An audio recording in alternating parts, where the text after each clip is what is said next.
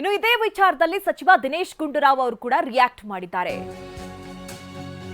ಷಡ್ಯಂತ್ರದ ಬಗ್ಗೆಯೂ ಅಲ್ಲಗೆಳೆಯಲು ಸಾಧ್ಯವಿಲ್ಲ, ಎಲ್ಲಾ ವಿಷಯದ ಬಗ್ಗೆಯೂ ಸ್ಪಷ್ಟ ತನಿಖೆ ಆಗುತ್ತೆ. ಇದು ಮಂಗಳೂರಿನಲ್ಲಿ ಸಚಿವ ದಿನೇಶ್ ಗುಂಡೂರಾವ್ ಅವರ ಹೇಳಿಕೆ. ನಾವು ಜನರ ಮುಂದೆ ಸತ್ಯಾಂಶ ಇಡ್ತೇವೆ, ರಾಜ್ಯ ಸರ್ಕಾರ ಸಾಕ್ಷಿ ಪ್ರಕಾರ ನಡೆದುಕೊಳ್ಳುತ್ತೆ ಎಂದಿದ್ದಾರೆ.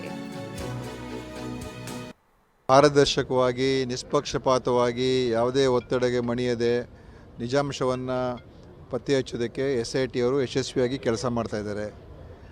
ಈಗ ಸೋಮವಾರ ಗೃಹ ಸಚಿವರು ಸದನದ ಉತ್ತರ ಕೊಡ್ತಾರೆ.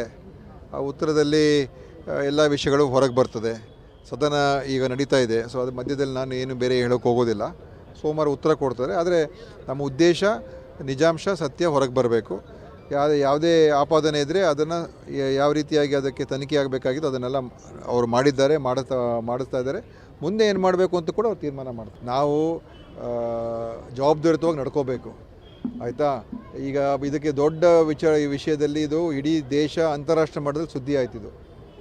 ಅವರ ಒಂದು ಆಪಾದನೆಗಳೇನಿತ್ತು, ಅವರ ಒಂದು ಹೇಳಿಕೆಗಳೇನಿತ್ತು, ಮತ್ತು ಅದಕ್ಕೆ ಸಿಕ್ಕಿರ್ತಕ್ಕಂಥ ಏನು ಮಾಧ್ಯಮದಲ್ಲೂ ಕೂಡ ಯಾವ ರೀತಿಯಾಗಿ ಅದಕ್ಕೆ ಪ್ರಚಾರ ಸಿಕ್ಕಿತು, ದೊಡ್ಡ ಒಂದು ವಿಷಯ ಅದು ಸೃಷ್ಟಿಯಾಗಿತ್ತು. ಯಾಕಂದರೆ ಅದೇನು ಸಣ್ಣ ಆರೋಪ ಏನಿರಲಿಲ್ಲ, ದೊಡ್ಡ ಆರೋಪನೇ, ಭಾಳ ಗಂಭೀರವಾದಂಥ ಆರೋಪ. ಅದರಿಂದ ಅದನ್ನು ನಾವು ಈಗ ಈ ಒಂದು ಒಳ್ಳೆಯ ತನಿಖೆ ಮಾಡಿರೋದ್ರಿಂದ ಯಾರಿಗೂ ಅನುಮಾನ ಇಲ್ಲ, ತನಿಖೆ ಬಗ್ಗೆ ಅನುಮಾನ ಇಲ್ಲ. ಸೊ ಸತ್ಯ ಹೊರಗೆ ಬಂದಾಗ ಯಾರು ಏನೇ ಮಾತಾಡಿದ್ರು ಕೂಡ ಸತ್ಯಾಂಶ ಏನು ಜನರಿಗೆ ಮುಂದೆ ನಾವು ಇಡ್ತೀವಿ. ಅದಕ್ಕೋಸ್ಕರ ಅದು ಮುಖ್ಯ ಇದೆ. ಯಾರ್ಯಾರು ಏನೇನೋ ಹೇಳಿಕೆಗಳು ಕೊಡೋದಕ್ಕೆ ನಾವು ರಿಯಾಕ್ಟ್ ಮಾಡೋಕ್ಕಾಗಲ್ಲ. ನಿಜಾಂಶ ಏನು, ಸತ್ಯ ಏನು, ಸಾಕ್ಷಿ ಏನಿದೆ, ಪ್ರೂಫ್ ಏನಿದೆ, ಎವಿಡೆನ್ಸ್ ಏನಿದೆ, ಅದ್ರ ಪ್ರಕಾರ ನಮ್ಮ ಸರ್ಕಾರ ನಡ್ಕೊಳ್ತದೆ.